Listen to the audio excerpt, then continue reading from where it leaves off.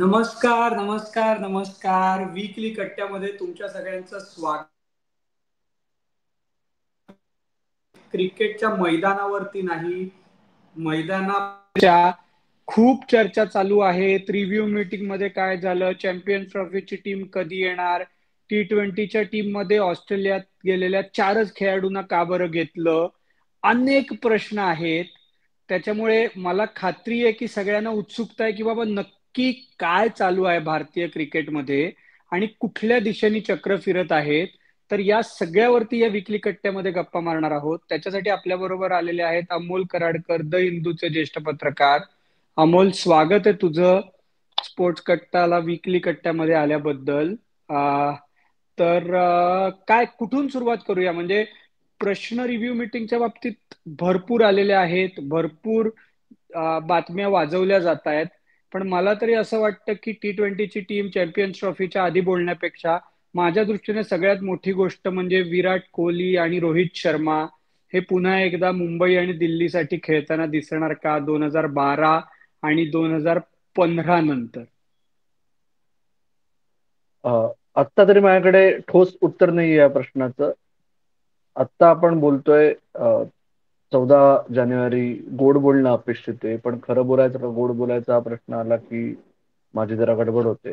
पण रोहित शर्मा मंगळवार सकाळी मुंबईच्या संघाबरोबर BKC ला, शरद पवार इंडोर क्रिकेट अकॅडमीचं जे ग्राउंड आहे, जिथे पुढची रणजी मॅच आहे 23 जानेवारी पासून, तिथे मुंबईच्या संघाबरोबर पूर्ण वेळ सराव केला रोहित शर्मा. आणि उरलेला आठवडाही तो रोज सराव करणार आहे.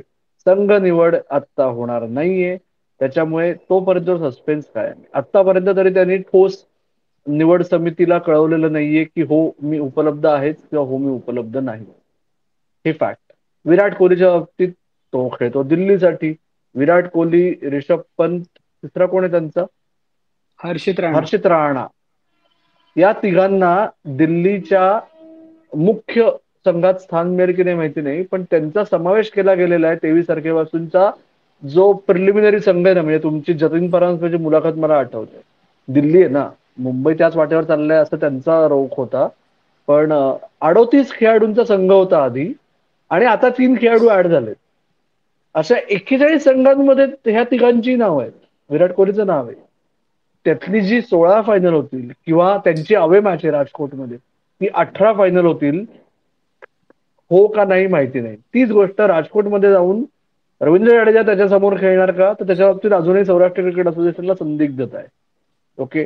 पण fact of the matter is, मीच न्यूज रिपोर्ट लिहिला होता 3 दिवसापूर्वी की निवड समितीकडून, BCCI कडून पुन्हा एकदा आठवण करून दिली गेलेली आहे की तुम्ही सर्व, जर जोपर्यंत NCA कडून तुम्ही वर्कलोडसाठी रेस्ट करायची गरज आहे असा रिपोर्ट आम्हाला येत नाही, तोपर्यंत जर तुम्हाला आंतरराष्ट्रीय संघातून ब्रेक दिला असेल, वगळण्यात आला असेल, किंवा दुसऱ्या कोणाला ट्रायआउट करायचं म्हणून तुम्हाला सांगितलं असेल चिल मारा, याचा अर्थ तुम्ही खरंच चिल मारा नाही, तुम्ही जाऊन रणजी ट्रॉफी खेळणं अपेक्षित आहे. आणि 23 तारखेला जर ते खेळले नाहीत तर BCCI कडून इन्फॉर्मली सिलेक्टर्सला सांगितलं गेलेलं आहे तुम्हाला जे हवं ते करा कुठल्याही खेळाडूच्या बाबतीत. म्हणजे पूर्ण स्वातंत्र्य आहे निवड समितीकडे. त्यांना काय करायचंय ते करायला ते मोकळे आहेत, असं तुझं म्हणणं आहे. फक्त आज गोड बोलायचं त्याच्यामुळेच की निवड समितीकडे पूर्ण स्वातंत्र्य आहे हे BCCIला अधोरेखित करून द्यायची गरज पडत आहे. याच्यात सगळं काही आलं. तिळगुळ घ्या, गोड गोड बोला. येस. आणि स्पोर्ट्स कट्टातर्फे सगळ्यांना मकर संक्रांतीच्या हार्दिक शुभेच्छा त्या सुरुवातीला द्यायच्या राहिल्या, त्या आपल्या पाहुण्याने दिल्या. पण मी स्पोर्ट्स कट्टातर्फे सुद्धा सगळ्यांना मकर संक्रांतीच्या हार्दिक हार्दिक शुभेच्छा देतो. त्याच्यानंतर व्हाईस कॅप्टन किंवा आता आपण कुठल्या क्रमाने घ्यायचे मुद्दे जे गेल्या 4-5 दिवसात चर्चेला गेलेत, ते आपण जरा कन्फ्युजन असू शकतं. पण मला असं वाटतं की आपण आधी याच्यावरती बोलावं की गौतम गंभीरला पूर्ण स्वातंत्र्य 2027 पर्यंत मिळणार आहे का, आणि त्याच दृष्टीने पावलं पडताना दिसत आहेत का, आणि रिव्ह्यू मीटिंग मध्ये बाबा आधी कोण कोण होतं ते आधी आम्हाला सांग. आणि त्या रिव्ह्यू मीटिंग मध्ये काय, म्हणजे आता जय शहा निमंत्रक म्हणून उपस्थित होते का ते एवढे वर्ष बीसीसीआय मध्ये होते म्हणून ते होते? नक्की काय आहे? जरा आम्हाला समजावून सांग ना. 4 प्रश्न विचारलेस तू, रादर 5वा जयशांचा ऍड करू. अमोल गोखलेच झालं माझं जरा. पण रिव्ह्यू मीटिंग मध्ये कोण कोण होते? रोहित पहिला शर्मा, प्रश्न. गौतम गंभीर, अजित अगरकर, हे 3. ओके. देवाजीत सैकिया जे रिव्ह्यू मीटिंगच्या दिवशी जॉईंट सेक्रेटरी होते, आणि त्याच्या दुसऱ्या दिवशी ते सेक्रेटरी झाले. रॉजर बिन्नी जे बीसीसीआयचे अध्यक्ष आहे, त्याची वारंवार आठवण करून द्यावी लागते स्वतःला, आपल्याला, हम्म. फॅन्सना आणि आम्हा पत्रकारांना सुद्धा, ते सुद्धा होते. अ, उपाध्यक्ष तुझे लाडके राजीव शुक्ला, राजीव ते शुक्ला. ते असावेच लागतात, त्याच्याशिवाय किंवा ते शिरतात, म्हणजे ते घुसतात. ओके, ते होते. आणि 7वी व्यक्ती होती जय शहा. तर आता जय शहाच्या बाबतीत आता प्रश्न, आता लिहिलं गेल्यानंतर, आता कळल्यानंतर लिहिणार ना आम्ही, सगळेजण कुठे मुग घेऊन गप्पा बसतात ना. मग नंतर अशी सर्व आम्हाला केली गेली की त्यांचा काहीच मिनिटांनंतर त्याच हॉटेलमध्ये सत्कार होता, त्यामुळे ते फक्त रोहित शर्मा आणि गौतम गंभीर आणि रॉजर बिन्नीला हॅलो करायला फक्त थोडा वेळ आत आले आणि बाहेर गेले. असं बीसीसीआय अधिकृतरित्या कोणीच काहीच बोलत नाहीये. अनधिकृतरित्या अधिकृत जर काही असेल तर तसं असं ते सर्व केली जाते. पण जय शहा त्या मिटिंगला होते. ते काय कपॅसिटीत होते हे तू आज आम्हाला सांगू शकतील आदित्य जोशी, की आयसीसी चेअरपर्सन बीसीसीआयच्या इंटरनल रिव्ह्यू मीटिंग मध्ये काय करत होता, का चॅम्पियन्स ट्रॉफीच्या ग्राउंडचे इन्स्पेक्शन चालले होते. हॅलो करायला गेले होते ना, आता तू सांगितलंस की आम्हाला. हा. सो ही लोक होती. हा. रुडार्थाने क्रिकेटिंग ऍस्पेक्टच्या बाबतीत प्रायमरली जे मुद्दे चर्चा केली गेली, त्याच्यात एक मुद्दा होता की जी आपण गेले 2 महिने ओरडून बोलत होतो, विसंगती जी होती, संघ निवड आणि 11, म्हणजे सिलेक्टर्सनी जे ऑप्शन्स चूज केले आणि फायनली संघ व्यवस्थापनाने जे घेतले, कारण सिलेक्टर्सना 11 मध्ये से नसतो, तर ते त्याच्या बाबतीत काय करता येईल हा एक मुद्दा चर्चा केली गेली. 100% सांगू शकतो मी. दुसरा मुद्दा चर्चा केली गेली, त्याच्यात तो मुद्दा अ, रोहित शर्मा विराट कोहलीचं काय हा नव्हता. गौतम गंभीरच्या सपोर्ट स्टाफ बद्दल खूप शंका विचारल्या गेल्या, कोण नक्की काय करतं, कोण कसे इनपुट्स देतं. कारण हा मुद्दा कॅप्टन्सी आणि कोचिंग स्टाफची फिलॉसॉफी आणि त्यांचे निर्णय क्षमता, भारतात झालं, ऑस्ट्रेलियात झालं, 2, मोस्टली 3, कमीत कमी 2 नक्की टेस्ट मॅचेस मध्ये झालं, की जे शेवड्या मुलालाही समजू शकत होतं. त्याच्याबरोबर विरुद्ध गोष्ट केली गेली संघाकडून नाणेफेक जिंकल्यानंतर, आणि संघ निवड ही दिसणाऱ्या खेळपट्टीला अत्यंत विसंगत होती. ओके. ज्या भारत एकामागून एक कसोट्या हरले, त्यातली जी पहिली आणि त्यातली शेवटची, या दोन्ही कसोट्यांमध्ये हा प्रश्न होता. बँगलोर आणि मेलबर्न मध्ये पण झालं. त्याच्यामुळे त्याच्याबद्दल खूप प्रश्न विचारले गेले. आणि पुढील काही काळात काय होऊ शकतं, ओके, हे आत्ता म्हणजे मुद्दा असा होता की ऑस्ट्रेलियामध्ये बऱ्याच वेळा इतका छान परफॉर्मन्स झाल्यानंतर संघाची एकसंधता संपली होती. ती एकीकडे मन परत जुळलेली आहेत ना, हे सुद्धा खात्री केली गेली. हे क्रिकेटिंग ऍस्पेक्टच्या दृष्टीने सर्वात महत्वाचं मुद्दा. पण मन जुळली गेलेली आहेत अशी खात्री शेवटी कोणी काय, कोणाची केली? म्हणजे कोणाची मन? राष्ट्र निर्माणासाठी कोणाची मन झटणारे पण सगळेजण एकत्र आलेले. कोणाची मन जोडायचा प्रयत्न झाला? 3 लोक कोण होते ज्यांची मनं जुडणं महत्वाचं आहे? तर रोहित त्याच्यात शर्मा. एका वाक्य, रोहित शर्मा, गौतम गंभीर, अजित आगरकर. एका वाक्यता आहे ना, सी अल्टिमेटली आणि ऑल सेड अँड डन, आपण सार्कॅझम कितीही वापरू, किंवा अल्टिमेटली तिघांनाही संघाचं भलंच करायचंय, पण तिघांच्या पद्धती वेगळ्या आहेत.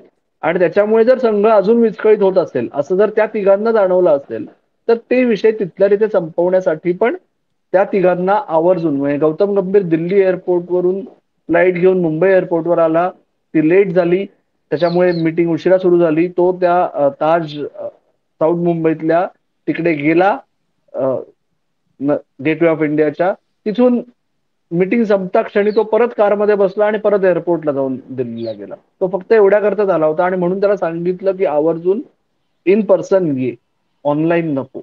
ओके. त्याच्यामुळे प्रश्न सुटतात. सगळेजण स्पोर्ट्स कट्टासारखे नसतात की जे मनात असतं ते ऑनलाईन सुद्धा तेवढंच व्यवस्थित बोलू शकतात. हम्म. हम्म. म्हणजे रिव्ह्यू मीटिंग यशस्वी झाली असं तुझं म्हणणं आहे? नाही, रिव्ह्यू मिटिंग झाली, प्रत्येक मिटिंग यशस्वीच होते. मिटिंग वरून बाहेर आता बीसीसीआय मध्ये कोणी बोलत नाही. नाही नाही, अरे तू तूच तुझ्या म्हणतोस की मनोमिलन झालं, तूच म्हणतोस मनोमिलन झालं, सगळेजण आता मनोमिलन, हो, मग आणि बाहेर येऊन आणि सगळ्यांना तेच आणि म्हणतात. सगळेजण गुण्यागोविंदांनी नांदायला लागले, असं आहे का म्हणजे? रिव्ह्यू असंच प्रत्येक मिटिंगचं प्रयोजन असतं. ओके. त्याच्यानंतर आता कळेल इंग्लंडमध्ये रिव्ह्यू मिटिंग किती सक्सेसफुल झाली, त्याच्या आधी चॅम्पियन्स ट्रॉफीमध्ये समजेल. नाही नाही, पण त्या रिव्ह्यू मिटिंग नंतर सगळ्या फुसकुल्या का सोडल्या जात आहेत? आता फुसकुली नंबर एक, की गौतम हं. गंभीरच्या सपोर्ट स्टाफ बद्दल नाराजी आहे.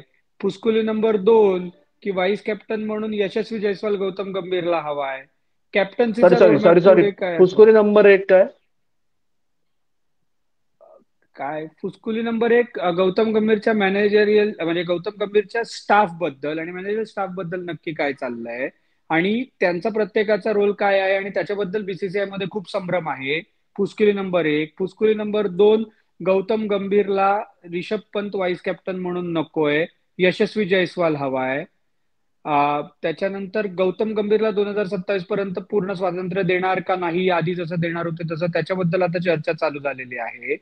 आणि बुमराच्या फिटनेस बद्दल एवढी संदिग्धता का आहे, या बाबतीतही परत एकदा कन्फ्युजन आहे. तर त्याबद्दल बुमराचा काय फिटनेस काय झालं? बुमराचं बुमराचा फिटनेस फिटनेस आणि रिव्ह्यू कमिटी मिटिंग याचा शून्य संबंध.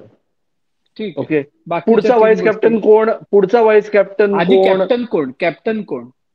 कॅप्टन आता ती कॅप्टन कोण म्हणजे त्याच्याकरता रिव्ह्यू मिटिंग नव्हतीच, हेच लक्षात रोडमॅप घ्या. Roadmap roadmap. हा, मग असं काहीच नसतं. मग ओके. फुसकुल्या का सोडतायत?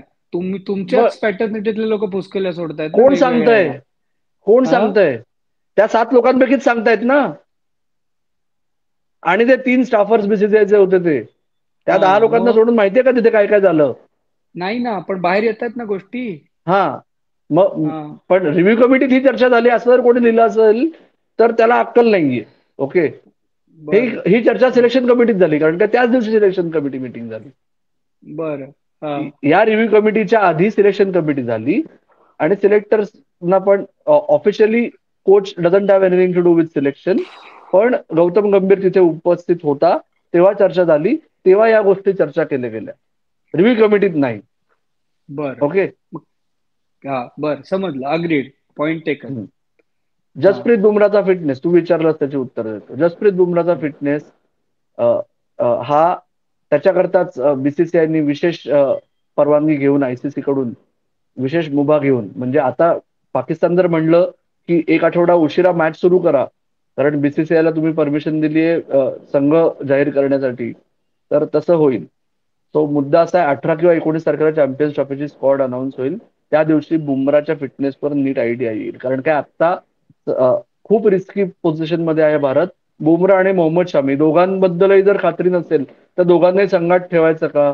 मग पण दोघांपैकी मला एक एकाला गोष्ट ठेवायचं म्हटलं तर कळत कोणाला नाहीये, ठेवायचं? की हा आत्ता जो स्क्वॉड अनाऊन्स करायचा होता तो प्रोव्हिजनल करायचा होता आणि नंतर बदल करता येणार होता, तर आता बुमराला घेऊन तेरा त्याची रिप्लेसमेंट पाठवण्यात प्रॉब्लेम काय होतोय? तेरा 13 फेब्रुवारीला टुर्नामेंट विंडो सुरू होणार आहे.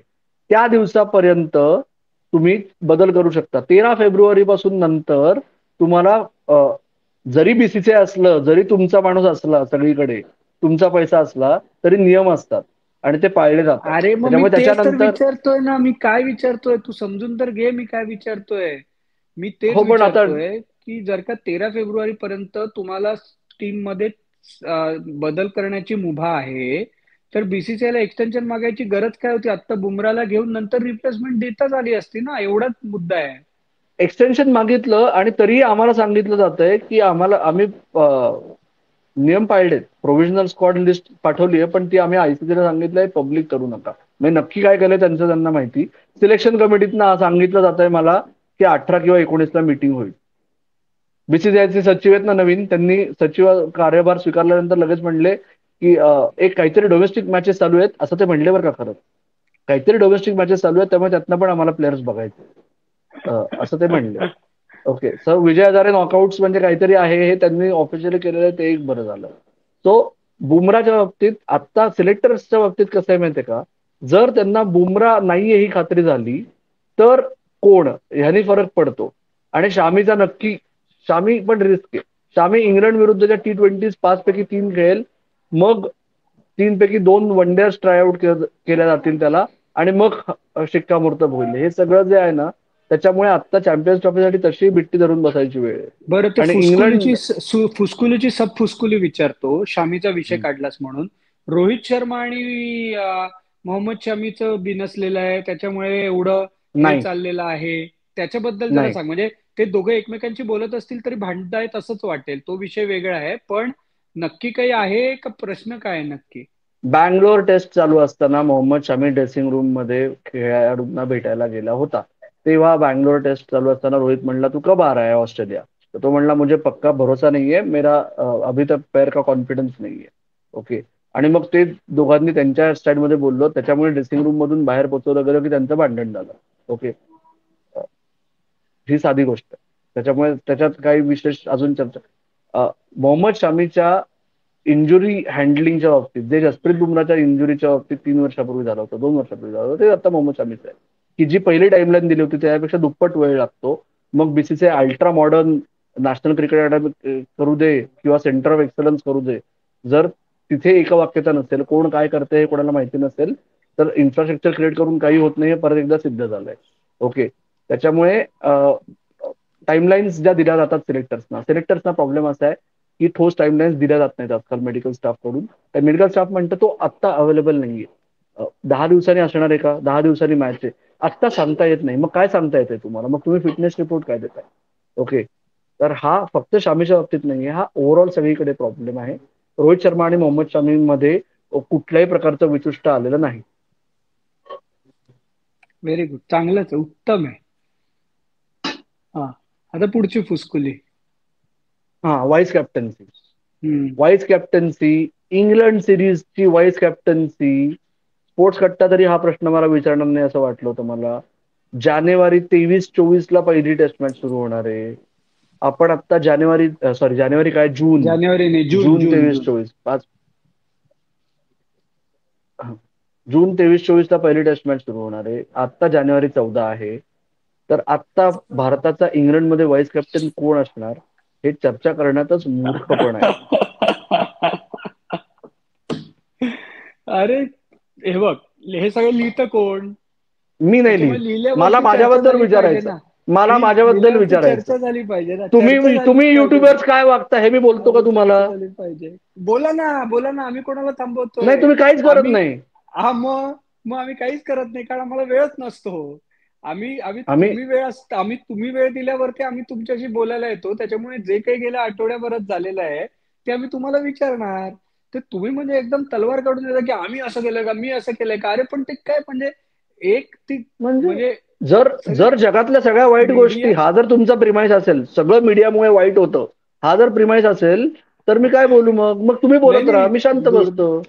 दुर्दैवाने मी पण त्याच पार्टचा आहे ना. आता युट्यूब असला तरी काय, तो मीडिया, बीसीसीआय तो मीडिया प्लॅटफॉर्म मानत नसलं तरी अल्टिमेटली तोही एक मीडियाचा सबसेट आहे ना. त्याच्यामुळे काय ते मान्य करायला पाहिजे.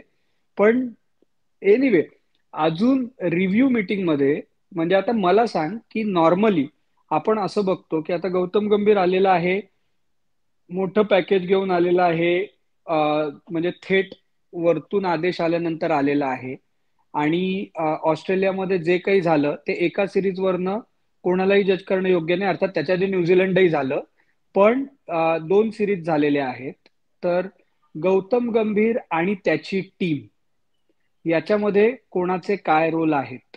आणि म्हणजे सिलेक्ट, समजा आपण असं गृहीत धरू की चॅम्पियन्स ट्रॉफी खराब गेली, इंग्लंड टूर मध्ये काही विशेष झालं नाही, एक गृहीतक धरला आपण, तर कॅप्टन, कोच, सिलेक्टर कोणावरती सगळ्यात गदा येईल, कुठल्या क्रमाने? माझा अंदाज सांगतो मी तुला. जर चॅम्पियन्स ट्रॉफी पडझड झाली, हम्म, क्वालिफाय पण नाही झाले हम्म, किंवा फायनलला सुद्धा नाही पोहोचले, हम्म. तर सपोर्ट स्टाफ, कोचिंग स्टाफ जो आहे ना गंभीर, ओके, भारतीय संघाच्या कोचिंग स्टाफ मध्ये एखाद दुसरा बदल होऊ शकतो. ओके. जर चॅम्पियन्स ट्रॉफी जिंकली तर इंग्लंड दौऱ्यापर्यंत बदल व्हायची शक्यता कमी. अमोल, जरा फक्त एकदा चॅम्पियन्स ट्रॉफी मधून आपण लवकर बाहेर पडलो तर काळेल रिपीट करतोस का? आयदर मी फ्रीज झालो होतो किंवा तू फ्रीज झाला होतास. जर चॅम्पियन्स ट्रॉफी खराब गेली किंवा चॅम्पियन्स ट्रॉफी म्हणजे अपेक्षेनुसार गेली नाही, तर इंग्लंड दौऱ्यासाठी कोचिंग स्टाफ मध्ये काही बदल होऊ शकतो. हेड कोच नाही बदलला जाणार. कोचिंग स्टाफ अभिषेक नायर, टेंडेस काटे, मॉर्नी मॉर्कन या तिघांपैकी एक किंवा दोघांना रिप्लेस केलं जायची शक्यता असेल, असा माझा अंदाज आहे, कयास आहे. ओके. जे काय बघतोय, ऐकतोय, पाहतोय त्याच्यावरून बांधलेला हा अंदाज आहे. आणि दुसरा मुद्दा, तू जो म्हणलास गौतम गंभीरचा मॅनेजर, तो वेगळा मुद्दा आहे. तो भारतीय संघाच्या सपोर्ट स्टाफ मध्ये नाहीये. ते आपण एकदा इन्फॉर्मल चर्चा झाली होती, येस, त्याचा बीसीसीआयच्या येस, मीटिंग मध्ये चर्चा येस, झालेली आहे येस, की येस, येस. गौतम गंभीरच्या रूम मध्ये पूर्ण वेळ त्याचा पर्सनल मॅनेजर असतो. जो त्याचबरोबर त्याच्या तो बरोबर बरीच वर्ष आहे. हा, जो त्याच्या पॉलिटिकल कॅम्पेन्स पासून त्याच्याबरोबर आहे. त्याचा पर्सनल मॅनेजर आहे तो. मग त्यांनी तिथे असावं का? त्यांनी भारताच्या टीम बसमध्ये असावं का? त्यांनी सपोर्ट त्यांनी व्ही आय पी बॉक्समध्ये जिथे बाकीचे बीसीसीआयचे पदाधिकारी बसलेले असतात तिथेच त्यांच्याबरोबर बसावं का? ओके. तर आतापर्यंत हे सगळं चालू होतं. आता असं शक्यता आहे की इथून पुढे या गोष्टींवर आळा बसेल, की तो टीम बसमध्ये नसेल, तो त्या हॉटेलमध्ये राहणं त्याला परवानगी नसेल, अशा सगळ्या गोष्टी. ओके. म्हणजे थोडेसे चेक्स अँड बॅलन्सेस येत आहेत. आणि हा प्रश्न फक्त गौतम गंभीरचा नाहीये. आज भारताच्या संघातले 4 खेळाडू तरी आहेत वेगवेगळ्या फॉर्मॅटमध्ये वेगवेगळ्या वेळेस, जे स्वतःचा स्टाफ घेऊन फिरतात. सोशल मीडियावाला माणूस असतो, कुक असतो, पर्सनल मॅनेजर असतो, असे सगळे असतात, प्लस फॅमिली असते. त्याच्यामुळे ते वेगळं कल्चर भारतीय संघाचं आहे, त्याच्याबद्दल आपण वेगळा एपिसोड करू. पण आत्ता तरी कर्णधार पद तू म्हणलास ना, कर्णधार पदाच्या बाबतीत साधी गोष्ट आहे. वन डेचं कर्णधार पद आत्ता चॅम्पियन्स ट्रॉफी नंतर, हा कॉल चॅम्पियन्स ट्रॉफी संपल्यानंतर नीट बसून सिलेक्टर्स आणि कर्णधार आणि हेड कोच परत घेतील. ती खरंच 27 पर्यंत जर रोहित शर्मा लास्ट करणार नसेल असं त्यांची खात्री असेल, ओके, किंवा त्याला उमेद नसेल, जर चॅम्पियन्स ट्रॉफी सक्सेसफुल झाली तर, ओके, चॅम्पियन्स ट्रॉफी हारले तर इन ऑल तर लाईकलीहुड विषय सिलेक्टर्स लगेच संपतो. पुढे जातील. राईट. त्याच्यामुळे कारण मग 27 वर्ल्ड कप साठी नवीन कॅप्टन आणि संघ बांधणी ही प्रायोरिटी आहे. आणि म्हणजे तू फॅमिली खेळाडूंच्या म्हणाला असते, आता ते फॅमिली नेण्यावरती गदा येईल, आता त्याच्यावरती चर्चा चालू आहे. हे बघ, ही ना खूप हे चर्चा करायला खूप छान असते तुम्हा युट्यूबर्स ना. ओके. 45 दिवसांपेक्षा जास्त दौरा असेल तर 14 दिवसांपेक्षा जास्त फॅमिली प्लेअर बरोबर राहू शकत नाही वगैरे, हे नियम आधीही केले गेले. त्याला साधी बगल काय काढतात, हे जे मोठे खेळाडू असतात ना, ते त्या हॉटेलच्या पासून वॉकिंग डिस्टन्स वर अपार्टमेंट बुक करतात किंवा हॉटेल बुक करतात. तिकडे फॅमिली राहते. ते कोण थांबवू शकतंय? आणि ते का थांबवावं कोण? बरोबर. त्याच्यामुळे त्याला वे आउट आहे. आणि दुसरं, परफॉर्मन्स, म्हणजे हा शेवटचा प्रश्न घेऊया आपण. पण परफॉर्मन्स रिलेटेड पे कट किंवा पे राईज किंवा इन्सेंटिव्ह असं कॉर्पोरेट सारखं क्रिकेटमध्ये करणार का? म्हणजे मला हे पटत नाही कन्सेप्च्युअली, कुठल्याही खेळामध्ये तशा प्रकारे करणं, अनलेस तो इंडिव्हिज्युअल खेळ आहे. टीम गेम मध्ये हे कसं होऊ शकतं याच्याबद्दल मला प्रश्न आहे. पण त्याची फुसकुली सोडली गेली, त्याच्याबद्दल काही म्हणणं आहे तुझं? टीम गेम मध्ये जर तुम्हाला इन्सेंटिव्हायझेशन किंवा डी इन्सेंटिव्हायझेशन म्हणतोय आपण आता, ते पटत नसेल तर इन्सेंटिव्हायझेशन पण नको पटायला. मागच्या वर्षी तुम्ही कौतुक केलं होतं जयशांतचं, बीसीसीआयचे कशाच्या सेक्रेटरी बाबतीत? असताना. बीसीसीआयने मागच्या वर्षी कसोटी क्रिकेटमध्ये नियम आणलाय की जर तुम्ही एका सीझन मध्ये टोटल टेस्ट मॅचेसच्या 50% टेस्ट मॅचेस खेळल्या असाल भारतासाठी, तर तुम्हाला ओव्हरऑल मॅच फी जी 15 लाख आहे ना, ती 15 लाख प्लस 15 लाख असे 30 लाख मिळणार. आणि जर तुम्ही 75% किंवा जास्त मॅचेस खेळला असाल तर 15 लाख प्लस 30 लाख असे 45 लाख मिळणार.